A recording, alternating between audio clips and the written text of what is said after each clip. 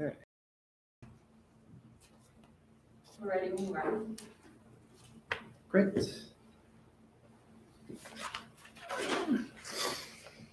I call this Board of Supervisors meeting of April 28th to order at 7 o'clock. Tonight, we have public hearings related to changes in the tax rates. We're also going to get a presentation from staff. So, Andy, go ahead and begin the hearings.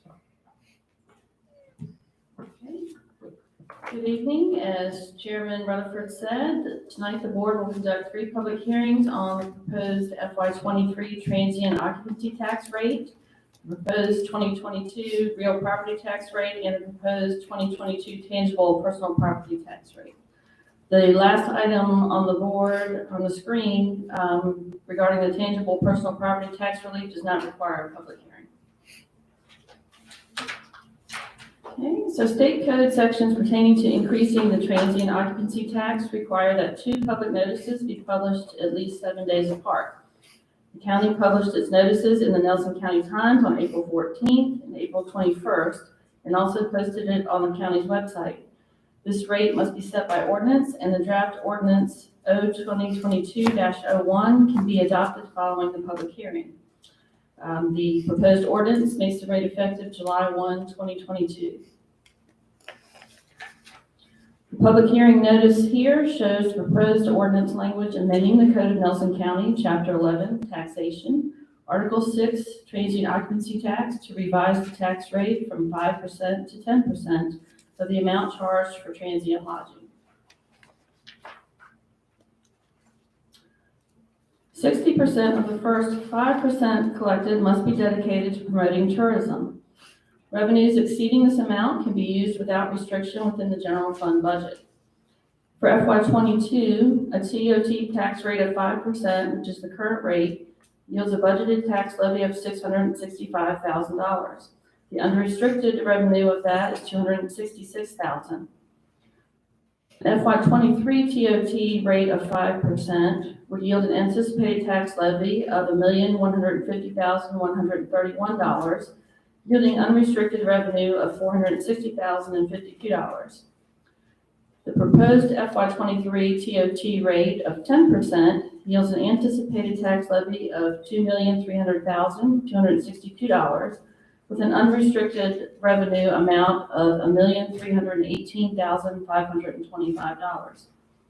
That $1.3 million of the anticipated FY23 unrestricted revenue is proposed to be allocated towards school division operational funding. Following the public hearing, the board may adopt the proposed ordinance O-2022-01. And the board will now conduct a public hearing on the proposed transient occupancy rate of 10%.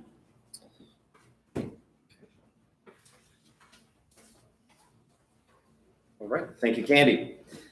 All right, we are currently going to be doing our public hearing in reference to transient occupancy tax O-2022-01. We do have a list of people who have signed up to speak today. Just some house rules real quick. If you wish to speak during the public comment period, and you will have 3 minutes to speak. Please be concise. Please be specific about what you want to talk about.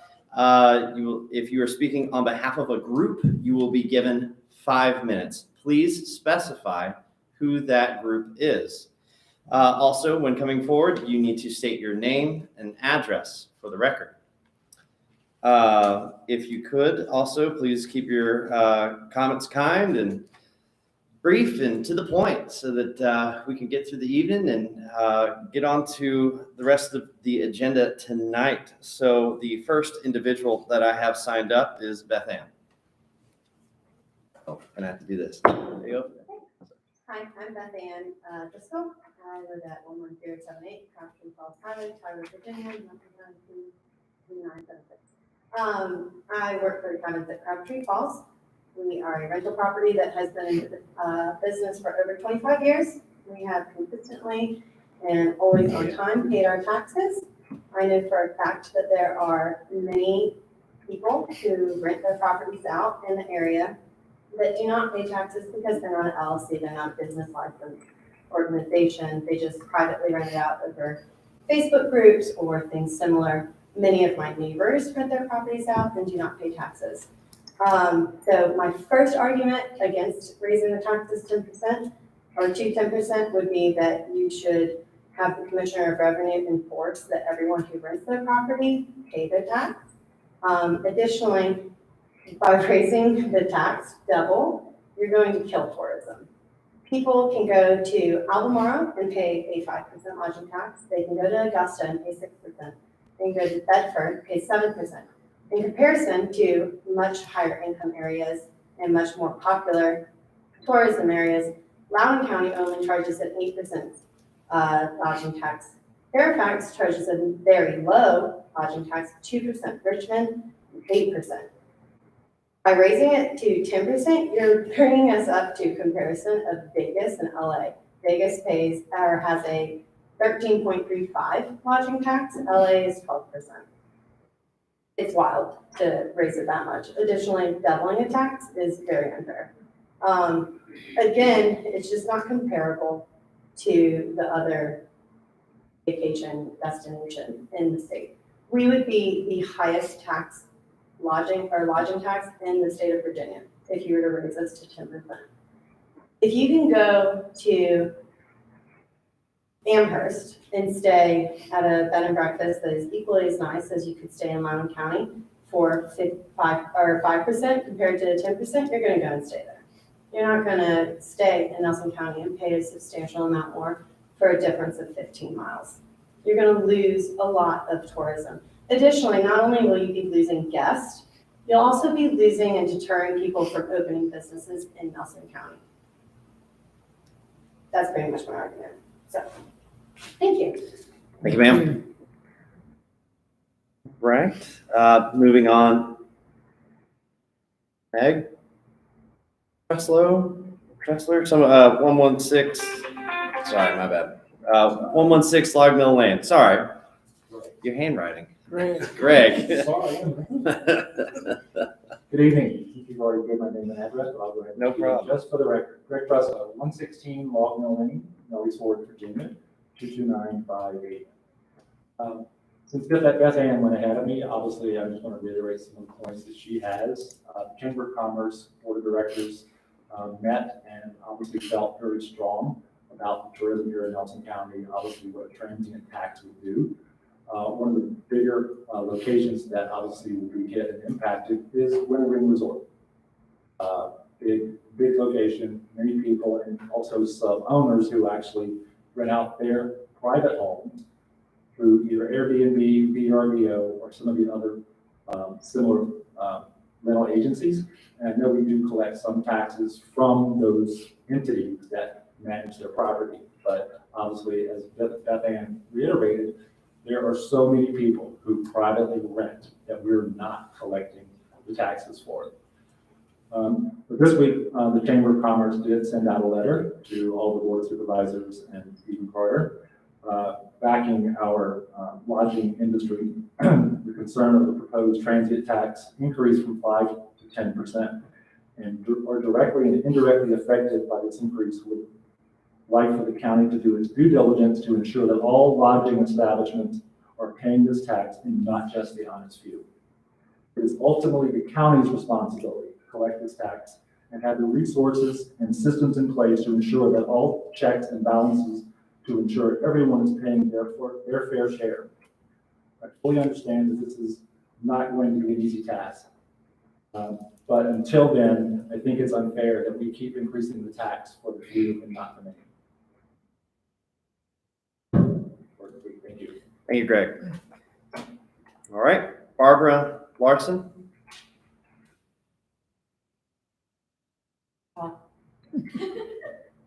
Good evening. My name is Barbara Larson. My husband and I reside at 477 Stage Bridge Road in Ludington on Stage Bridge Farm.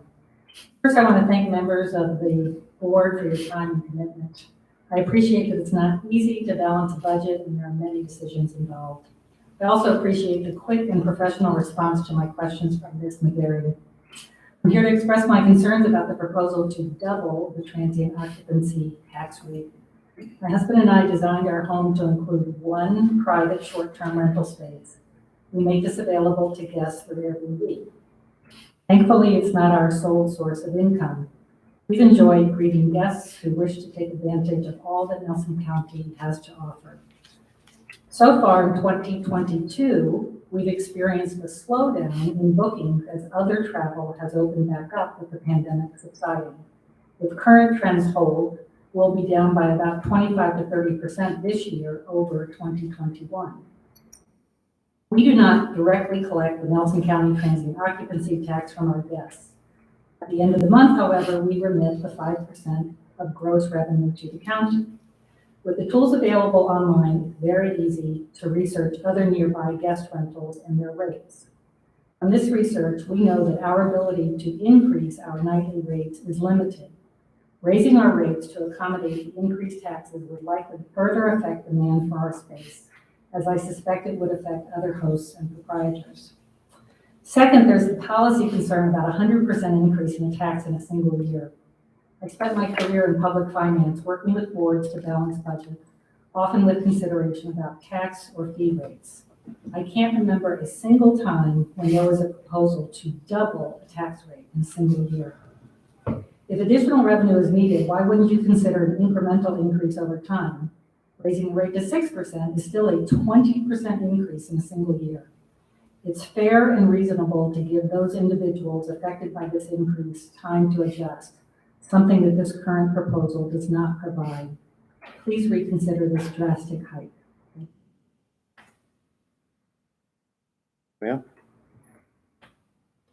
Mark Franklin, I actually wanted to speak as an individual. you can speak on it. Yeah, that's fine. The 3 minutes and 5 minutes still apply. I'm Mark Franklin. I live at 723 Schaefer's Hollow Lane in Roseland. So my parents moved here when I was 2 years old. We've paid taxes here since. I'm almost 40 now. And I had to miss my son's soccer practice this evening, which additionally is my best exercise as well. So I could bring to you the current state of affairs that's happening in youth sports currently. Because the frustration is abundant amongst all parents, coaches, and many residents. I grew up here in Nelson playing youth soccer, t-ball, to baseball, with many of my friends who played pee-wee football on fields such as Fleetwood, the old middle school, Old Rockfish, the Lions Field, Moose Lodge, and including the first year of spring soccer that was held at Ty River. I count 6 fields. No improvement has been done to Ty River since. A couple years ago, just before COVID, I moved back home here to raise my kids as I grew up. There's been many changes to our hometown. Businesses have come to the area and development really seems to be flourishing. I can easily find work. My real estate value is possibly tripled or more, while home sales and building might surprise us all. The biggest surprise, though, has to be not only has there been zero or no development for youth athletics in Nelson County, it is very evident that those running this county have allowed us to take leaps and bounds backwards. Currently, in the recent years, the youth football program and now baseball has disappeared. Now soccer being the only sport, the numbers have increased, with the county only getting worse every season at providing for the league. With 2 fields, Ty River is being overused, and the Ruritan Park, let's be honest, is a marshy hayfield, and they're also using the old riding ring where I used to ride horses. All the while, Parks and Rec is not using the Rockfish school field. Is this not a taxpayer field? Please tell me if you understand the frustrations that we're having and how I might be off base, if that's possible. My question to you board members and county administrator are how has this happened? How is it possible? 30 seconds. Have the kids been forgotten in your planning and community investment? Shouldn't this be considered a basic right of a community? Haven't you done enough investment to promote tourism? Where do we go wrong and how do we make it right? We need solutions and not excuses. Thank you. Thank you, sir. Okay. Is there anyone else who wishes to speak in reference to the transient occupants tax tonight? Hearing and seeing none, we will close the public hearing in regards to that. All right, Candy, if we could move on to the next public hearing. Is that real estate? Was that your public comments too? Was that my public comments? Yeah, Yeah, sure. We're moving on to the real estate public I side know, now. but, okay. We don't have regular public comments tonight. Candy, if we could do the second one.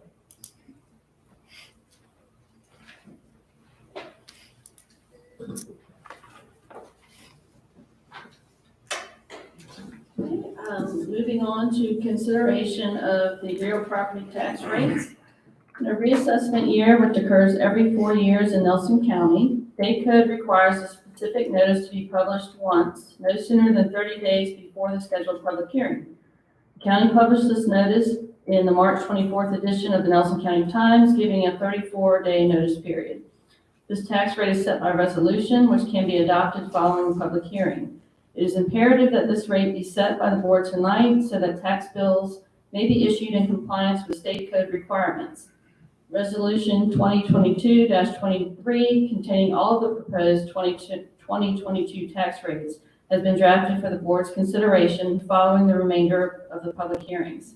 The proposed tax rate of 65 cents per $100 of assessed value would be effective January 1, 2022.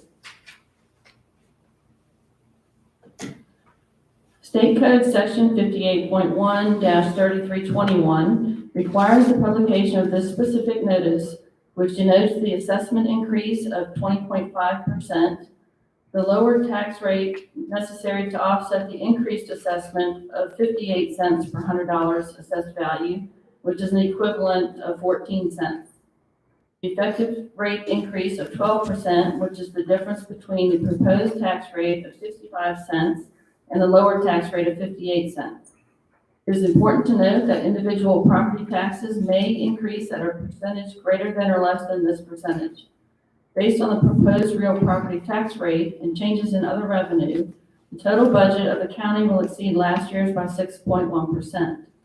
This increase does not include revenue enhancements proposed by the board after this notice was submitted for publication. Real property tax rates are for $100 of assessed value, and overall real estate values increased 20.5% from 2021, an equivalent of 14 cents. In 2021, the tax rate of 72 cents yielded revenue of $18,023,191. The proposed 2022 tax rate of 65 cents is anticipated to yield revenue of $20,224,451, an increase of $2,021,260 or 12%. Again, individual property taxes may increase at a percentage greater or less than this. The majority of the projected increase is proposed to be allocated towards a debt service reserve that will provide for increased debt capacity in fiscal years 2023 through 2026 for the financing of county and school division capital projects. The remainder is slated to be allocated to school division operational funding. That concludes my presentation, and the board will now conduct its public hearing on the proposed real property tax rate of 65 cents per $100 of assessed value. All right, so we will now open the public hearing. The rules of the prior one of 3 minutes per individual, 5 minutes per person in regards to a group still apply. Please state your name and address for the record. And moving on, Carl Malou.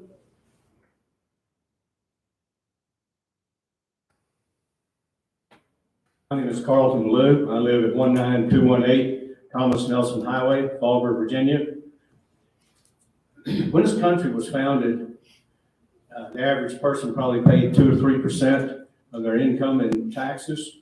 Now it's estimated that the average person pays over 40% of their income in taxes.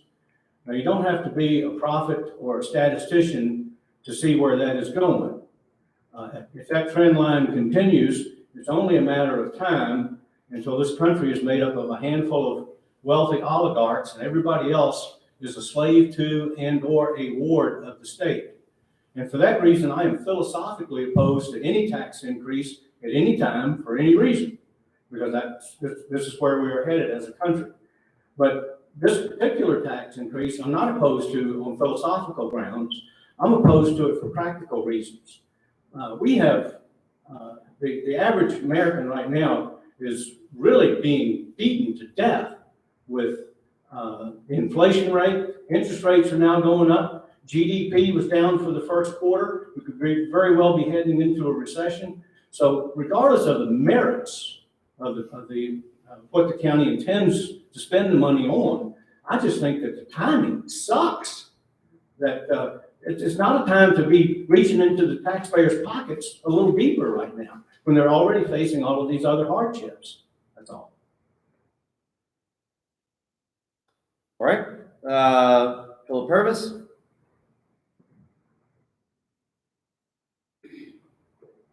Philip Purvis from 509 Megan Lane, Shipman, Virginia, and I don't know what else I could add to that. But it was mentioned, I don't know, a couple of supervisors meetings ago that the county had a fairly large revenue on hand in savings and stuff. And based upon, just what Carlton was saying here, we are in a difficult time. And I really believe that we're certainly headed towards a recession and maybe not a depression. And this is going to just put, extra stress on family members and people.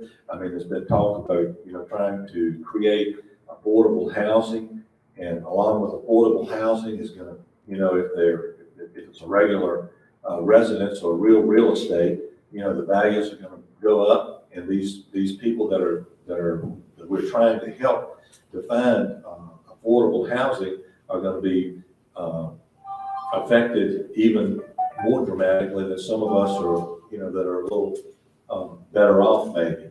But I just hate to see Nelson County, just get taxed to death with different things. And I know that there are expenditures coming up. I know that there's some things that the county wants to do, but along with what Carlton was saying, maybe this isn't the best time for us to venture into some of these things. We need to, to be concerned about, just what effect this may have on the younger folks that are trying to get a start in life. Because it is another expenditure that they're going to have to endure should this tax increase, come to play. And I mean, and it is a significant increase based upon, the real property values, the assessment values going up 20 to 25%. And honestly, when this thing levels off, and I believe it will, I think we're headed something similar to what we experienced back in 2012 when with the savings and loans issue, when, right now home values are extremely high. Building materials are through the roof. It's costing $50,000, $75,000 more to build a 2,000 square foot home than it did 2 years ago. And when things level out, we're going to have people that are upside down in their homes, and we're going to see people walking away, just like they did back in 2012. I think that's all. Thank you. Margaret Claire.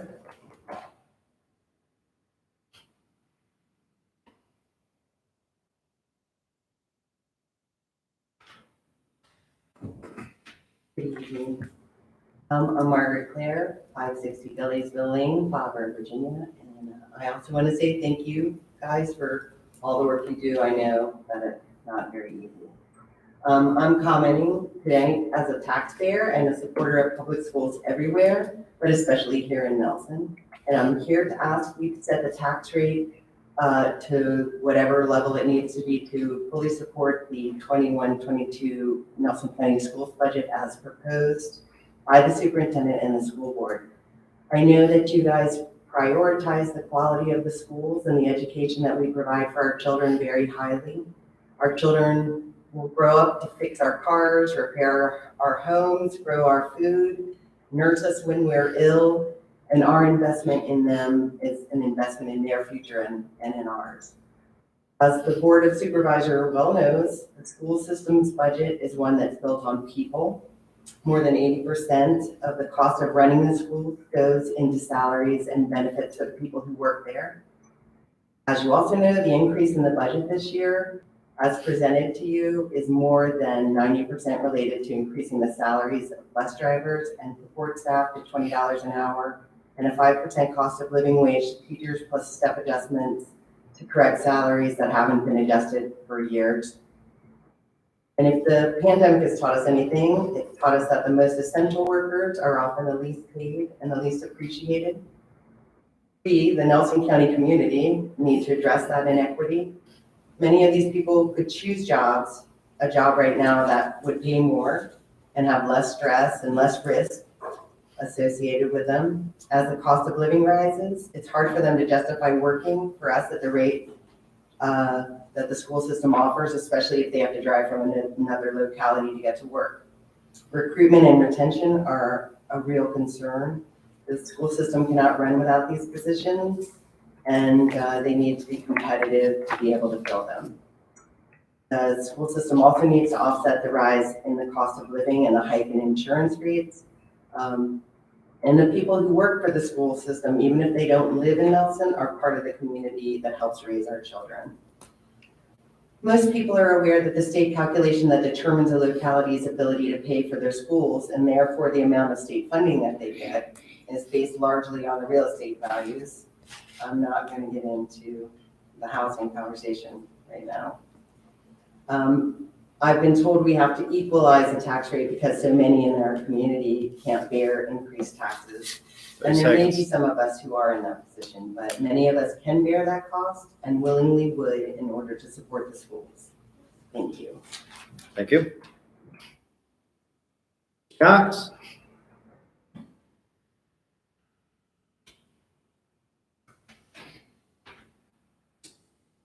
Good evening, everyone, and I really appreciate the opportunity to speak. And I too just really want to thank y'all for what you do. Appreciate your representation of Nelson County, and I've certainly enjoyed the opportunity to come to your meetings. I did want to take a little time and advocate for Nelson County students, parents, teachers, instructional aides, bus drivers, cafeteria workers, maintenance workers, custodians, administrators, and other staff members. Student educational opportunities have a direct impact on the future of Nelson County. Providing those students with opportunities to succeed should be one of the utmost things that we do, or something that we think about all the time. Our employees face rampant inflation, as anyone can see when you go purchase gas, when you go purchase groceries, when you do other things in that regard. And many of our employees really fight every day to stay above the poverty line. Access to affordable health care and the opportunity to earn a fair salary are critical to many that we all know in the educational community. These issues really transcend numbers on a budget. They involve people and their stories of sacrifice, passion, and instructional excellence for the students that we serve. The Nelson County School Board has unanimously approved and submitted a budget that begins to address these needs. We respectfully ask that you consider these needs as you make the difficult decisions that are associated with the budget process and the tax rates. And I thank you very much for the opportunity. Thank you. Ms. Urban?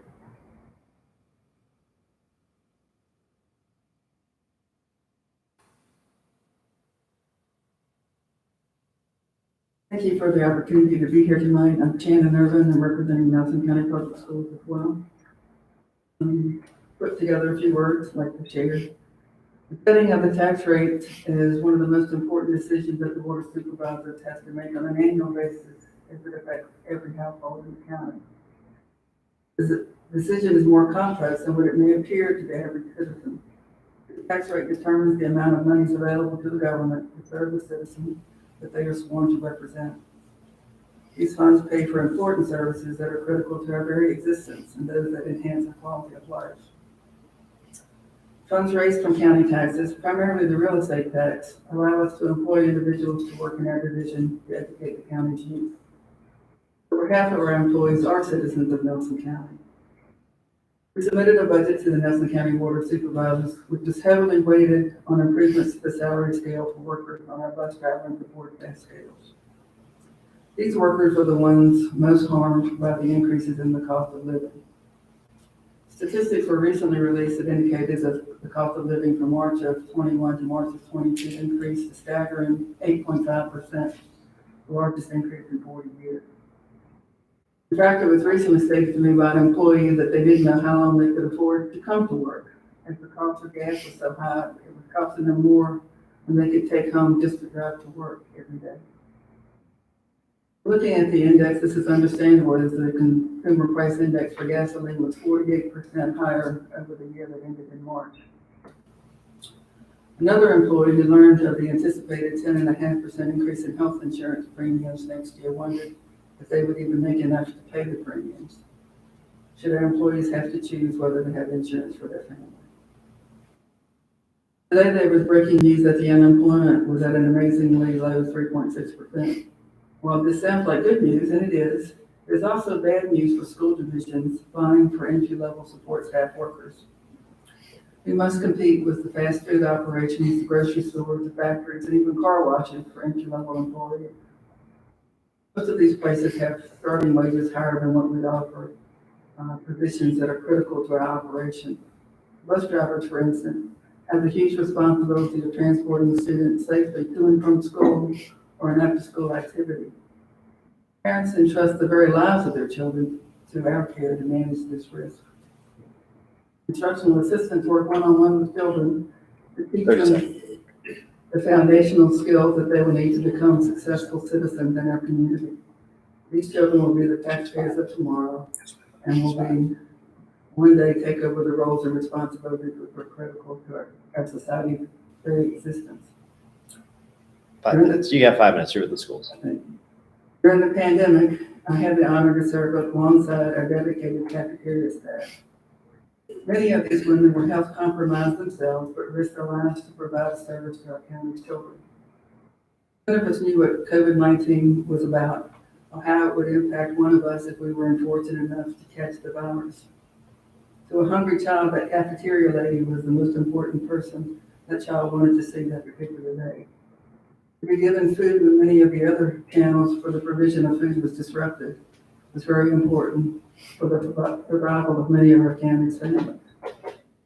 The school nurses are to be commended for the outstanding work that they did throughout the pandemic to not only treat the sick, but also for the education and outreach that they did to hinder the spread of the virus so that learning in our schools could resume. Our budget included funding to afford them a 5% salary increase for next year as well. They certainly deserve that, along with our sincere gratitude for the long hours of work and the service that they did for our community. Our students have lost about a year's worth of instruction, and we're working harder than ever to recover from learning loss and to regain the momentum we had prior to the pandemic. Teachers have had to reinvent themselves in terms of how they taught, as they had to learn new technologies to deliver content in a multitude of ways through the digital divide that exists in the county. Thankfully, the Board of Supervisors, through the broadband initiative, is helping us solve that problem, though it probably will take us a couple of years to fully get those benefits. Teachers are tasked with addressing learning loss and also in dealing with behaviors from students who have forgotten what being in an unstructured environment was like. This has been a tough year for our staff, and we ask for your continued support as we work to address the many needs of our youth. We need all hands on deck to maximize the impact we can make on our children. We strive to find the best and most qualified employees to work with our kids and call upon you to fund the division in a manner that will allow us to do so. Thank you very much. Yes, ma'am. Is there anyone else who wishes to speak in regards to the real estate tax rate? All right, seeing none, we close the public comments for the real estate tax rate. All right, Candy, personal property, right?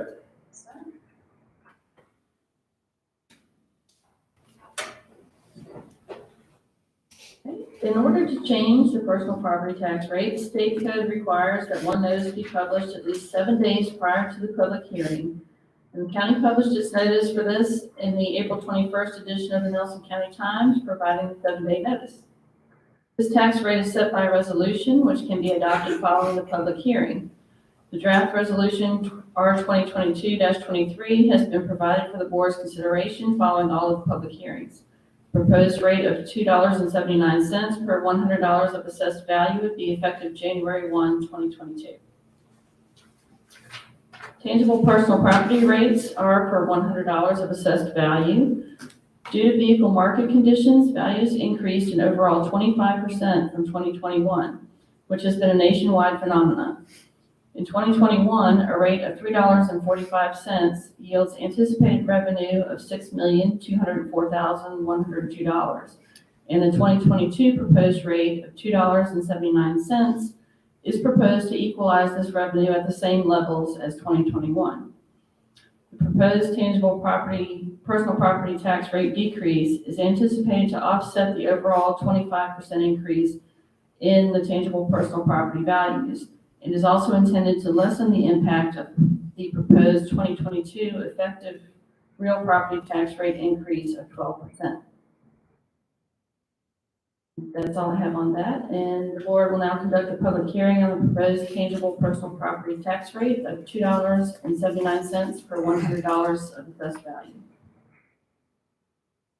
All right, I now open the public hearing in regards to the personal property tax rate. Rules still apply as the prior two. 3 minutes an individual, 5 minutes if you are with the group. Nobody has signed up. Is there anyone who wants to speak in regards to personal property?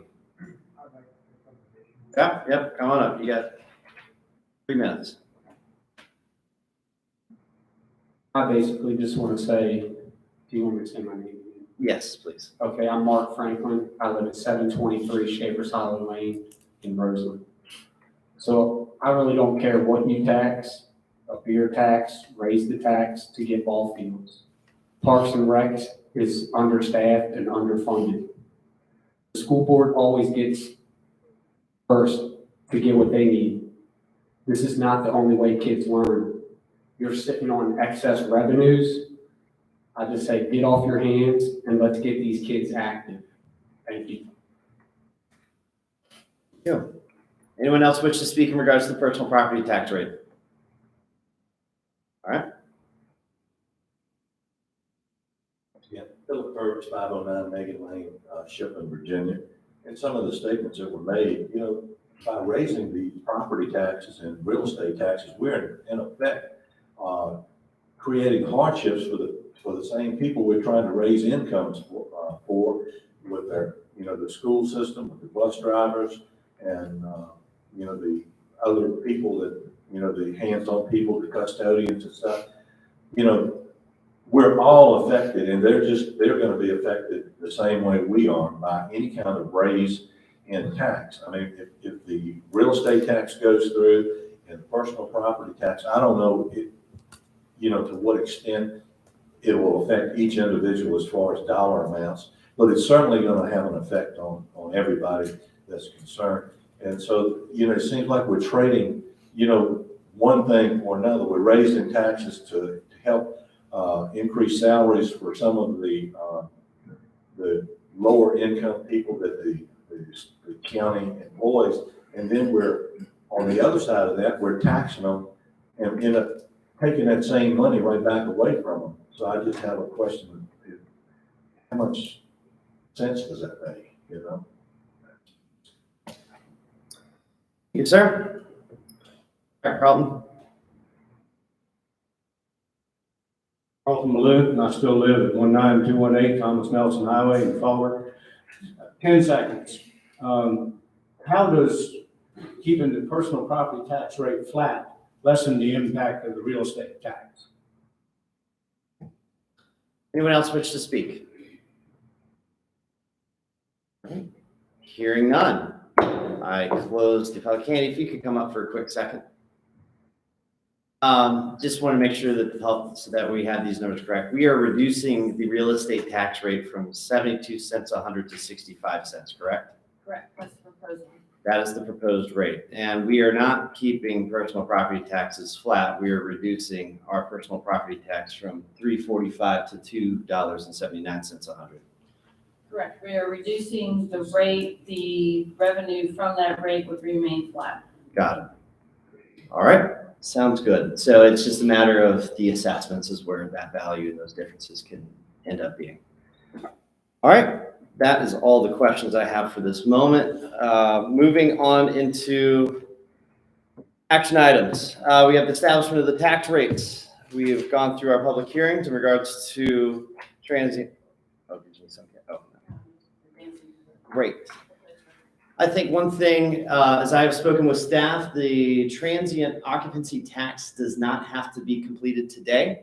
That is an item that does not have the same timelines as the other 3 tax rates. We have to, right, staff, make a decision on our real property, tangible personal property, machinery and tools, and mobile home tax today by law. So, however, the transient occupancy tax is an opportunity if this board wishes to give it some time to look at a different later date. So, all right. Moving on into this. So what is the board's pleasure in regards, if we want to talk about each individual tax, or does the board want to talk about it as a group? I'm open to suggestions. It is mine that we kind of just get a general idea of where everyone's at on each one. I guess for simplicity, Mr. Reed, did you have something to say?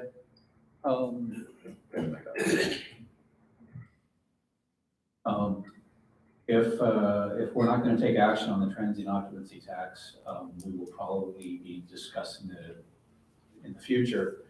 But I did want to make note that it's come to my attention that the increase in taxes, which would be proposed to start by the resolution in July,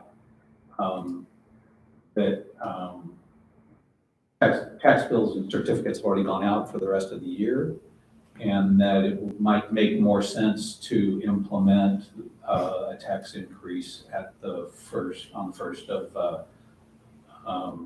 2023 instead of for the remainder of Which tax are you talking about? No tax tickets have gone out. No tax tickets have gone out. They haven't. No. But not for the not for TOT. No. I think you're referring to the fact that there are reservations booked out through the year for. Based on that. Right. Yeah. Exactly. And the thought is that if we do this, we don't do it until January 1st to give that group time to adjust, because people have already paid for their Thanksgiving weekend at an Airbnb, for example. And if we raise the tax rate in the middle of the year, then the people either have to go back to the customer or they would have to pay it out of pocket. Right. So the thought is, if we do this, we wait until January 1st. That was, yeah. How long is, and staff, how long is the public hearing? If the board takes a large amount of time to make a decision, do we have to do another public hearing after X number of days? Or is it a year? Yeah, we need to check, but the board could wait. You could get back to us at our next meeting. Yeah, you could wait several months to a year probably. Got it. Okay. Let's just go ahead. So let's address the transient occupancy tax. We'd like to get some more guidance from staff and whatnot, as well as the Commissioner of Revenue, who has issued some logistics that she would like to talk about. Generally, is that what the board wants to do? Mr. Reed? that makes sense. Mr. Farr? Yeah, I do have one comment though. That Sure, certainly. I guess sort of a question. A comment was made earlier about we don't collect the tax from our guests. And I'm just curious, and you're also an Airbnb owner, so I'll ask you, do you collect the tax from your guests, or is that? So it just kind of depends on the platform. I utilize only one particular platform, which is Airbnb. It does not automatically take, and Beth Ann also could probably, actually that's a great idea. Beth Ann, you can tell us about the platforms. Yeah. So Airbnb and VRBO take out, I believe it's The sales state tax. tax. Yeah. So it's 5.3% that they take out for state tax, but they do not take out Nelson County tax. Right. So the people who use platforms like Airbnb, they have to come back at the end and they then give out the tax to you guys, or to the Commissioner of Revenue.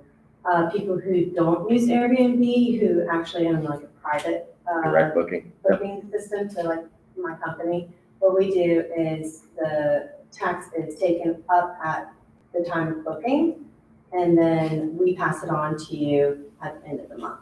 So we get paid $23,000 this month. And then this month, maybe that guest isn't staying until November, but this month we pay the tax to Because Nelson you collect it. Mhm. Yeah. Okay. Thank you, Beth. So, but it depends, like Airbnb, it comes out when they stay. So it's different for each platform. It's very convoluted. Yeah, and the reason I asked, I was just, because that comment confused me, because that's what I've been pulling up here, is my Airbnb for next week, on my daughter's graduation. And I was So you wondering, I was like, paid so it. what did I pay? So, And I did. so Airbnb kind of acts as a bank. That's how they make their money. Right. So you pay the tax already. Right. But the Airbnb owner doesn't get paid from you until you actually stay. So So even though they, I paid for Your next week money's in sitting there. January, Yeah. Airbnb's sitting on, okay. Airbnb takes that money and they trade it. Uh-huh. And they make money Right. off of, they don't make But- money off of the, I think it's 6% that they take. They don't make money off of that They make 6%. off the They take investment. that money and they trade it and invest it. And then the owner gets paid They'll get paid next the week. time that you stay. Yeah. So they'll get paid when you stay next month. Gotcha. And then they have to pay the county that month. Right. If that makes sense. Yeah, thank you, ma'am. Yeah. I think that is one big piece that we need to have a conversation with the Commissioner of Revenue. The Commissioner of Revenue does need to come to this board to kind of discuss some of these logistics. I mean, Yeah. Because here's my thought, and I know we're not gonna vote on this tonight, but Yeah. here's my thought on why I'm more than willing to double the transient occupancy tax, because I see it as a tax on someone coming here. I travel a lot. I mean, that's just one of the things we do. I have never once, until tonight, looked at what I paid. My $350 a night Airbnb went from, $1,000 to over $1,500 with all of my fees and taxes, and I never thought of anything of it because that's where I was going and that's where I wanted to stay. And so in my mind, it's a tax on people coming here.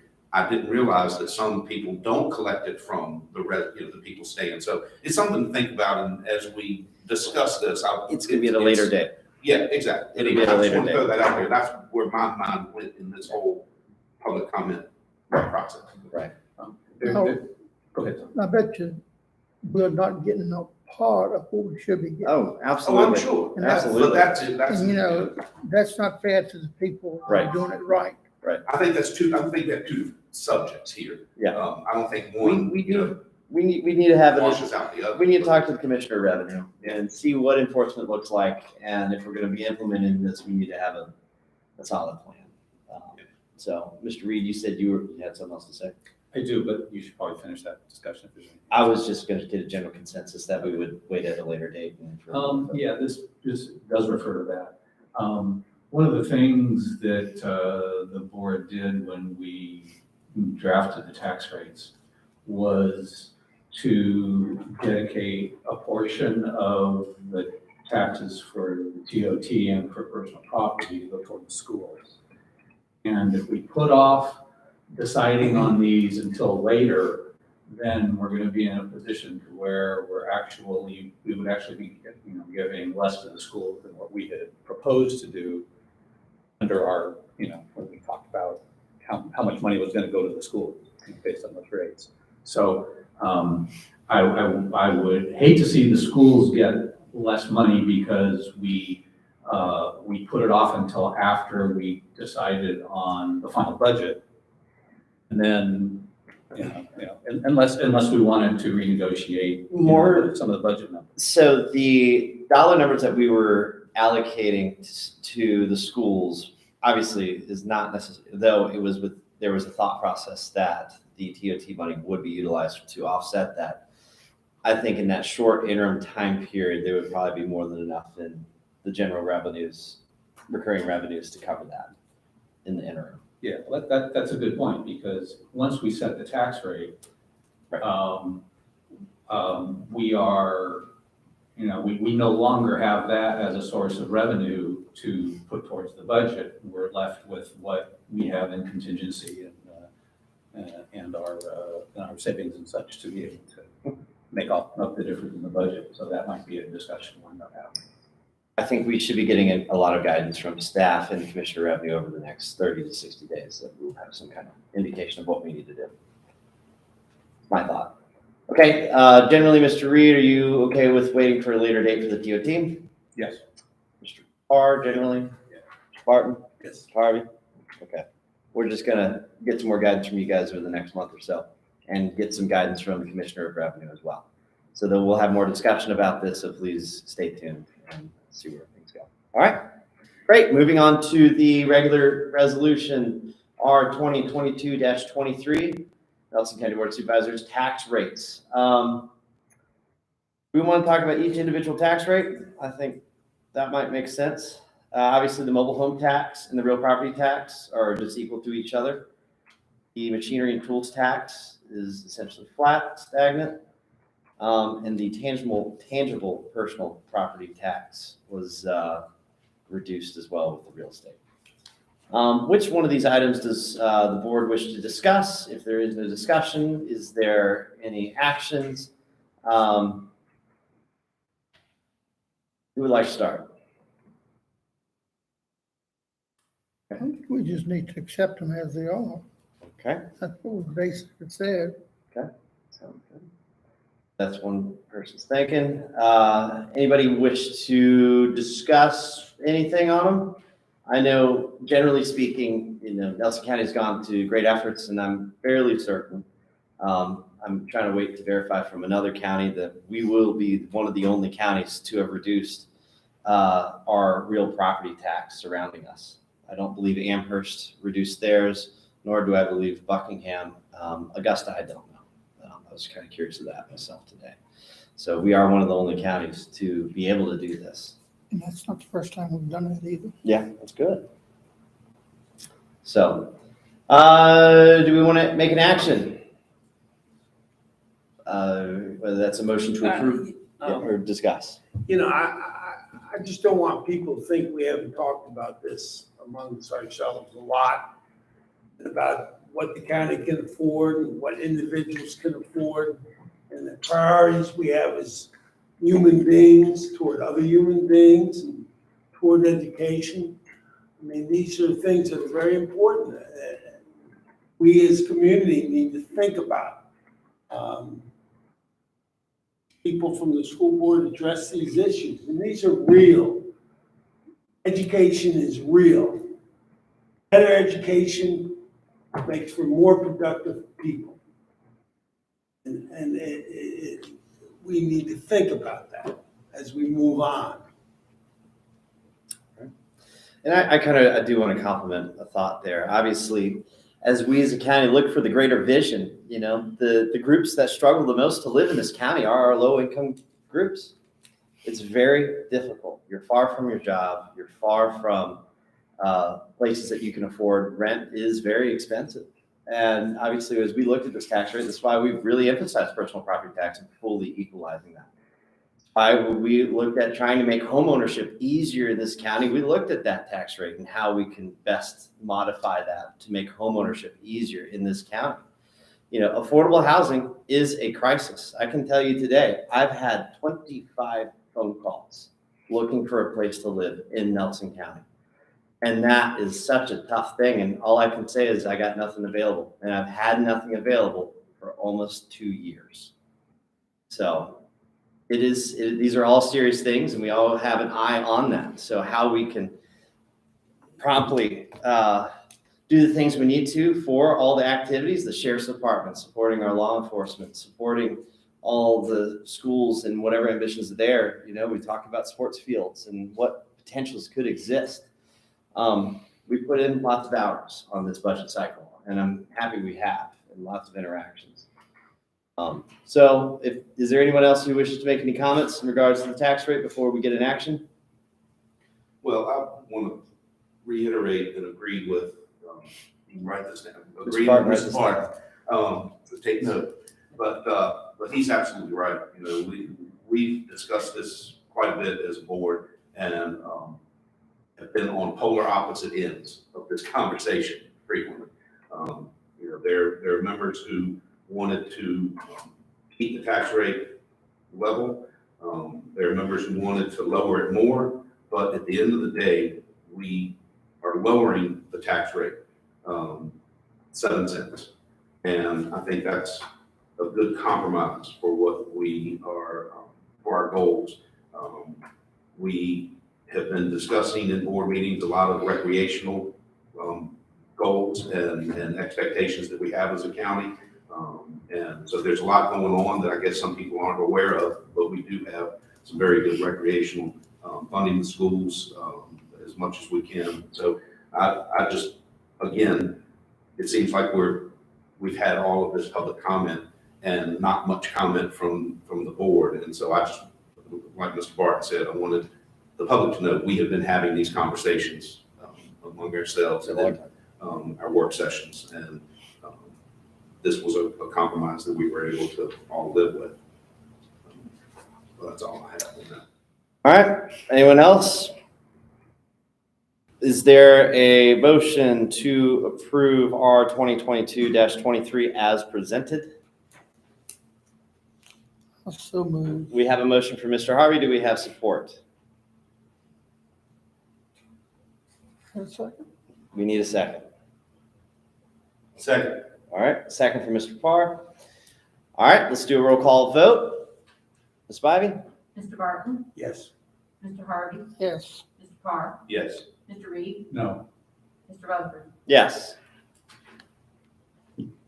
All right, moving on into the establishment of 20. Mr. Chairman, may I ask, Yes. what is your dissent on that? When we had our discussion about the budget, I had proposed that we raise the tax rate to a level that would fully fund the schools. And we didn't really have a consensus on that. We just didn't have an objection when we set the rate that was there. And so I voted no because my position was that we should have raised the taxes enough. We still have an opportunity to increase funding for the schools when we determine the budget, but I feel that it was something that the people of Nelson would be happy to do for the benefits that it would bring the schools and the children and the staff of the school. So. We wanted to raise taxes. Thank you. All right, great. Moving on into the establishment of 2022 personal property tax relief. 22-24. Candy? All right, pursuant to State Code 58.1-3524, for tax year 2006 and thereafter, localities will be reimbursed by the state for providing the required tangible personal property tax relief as set forth in this code section. In 2006, $950 million in tax relief was divvied up between the counties, cities, and towns in the Commonwealth based upon their pro rata share of their actual payments for tax year 2005 as compared to the actual payments to all counties, cities, and towns in 2005. It was also established that this amount would be the same for each subsequent tax year. At that time, the annual amount of tangible personal property tax relief provided to the county by the state was determined to be $1,708,030. State code mandates that a tax relief rate for qualifying vehicles be annually established in order to receive this tax relief reimbursement from the state. Therefore, pursuant to State Code 58.1-3524C, the proposed resolution, R 2022-24, 2022 personal property tax relief, establishes the percentage tax relief rate of 39% for 2022, and this was 38% in 2021. The 39% discount rate distributes approximately $1,670,497 of the $1.7 million in tax relief received from the state. And that distribution can vary throughout the year as we get supplements in the Commissioner's office. So Resolution 2022-24 provides that qualified vehicles with an assessed value of $1,000 or less will be eligible for 100% tax relief. Qualified vehicles with an assessed value of $1,001 to $20,000 will be eligible for the 39% tax relief. Qualified vehicles with an assessed value of $20,001 or more shall be eligible to receive 39% tax relief only on the first $20,000 of the assessed value. And all other vehicles which do not meet the definition of qualifying, such as business use vehicles, farm use vehicles, motorhomes, etc., will not be eligible for any form of tax relief under this program. The personal property tax relief rates for qualifying vehicles therein established shall be effective January 1, 2022 through December 31, 2022.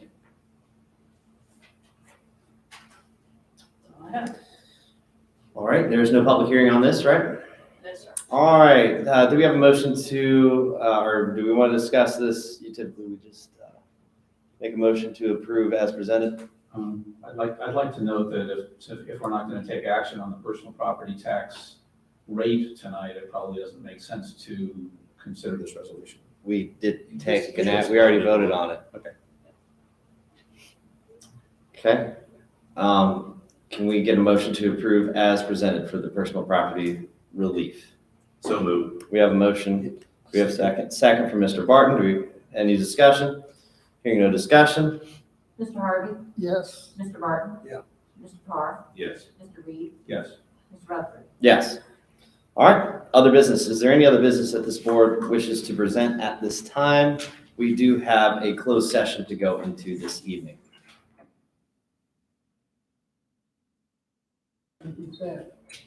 All right, don't forget, Mr. Barton, our birthday.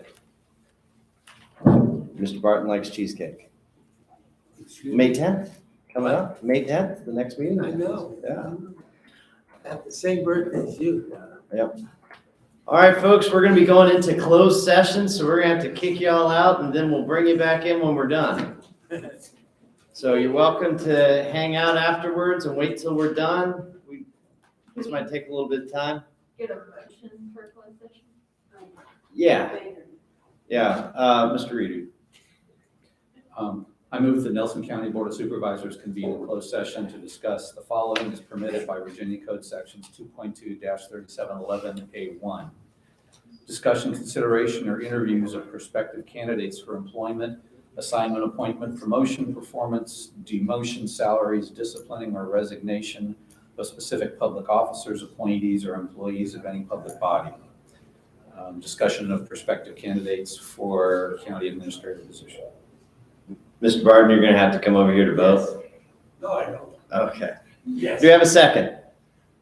Second. Second from Mr. Parr. Any discussion? Hearing no discussion, Amanda. Mr. Barton? Yes. Mr. Harvey? Yes. Mr. Parr? Yes. Mr. Reed? Yes. Mr. Rutherford? Yes. We'll call you back in. Yeah, you're good.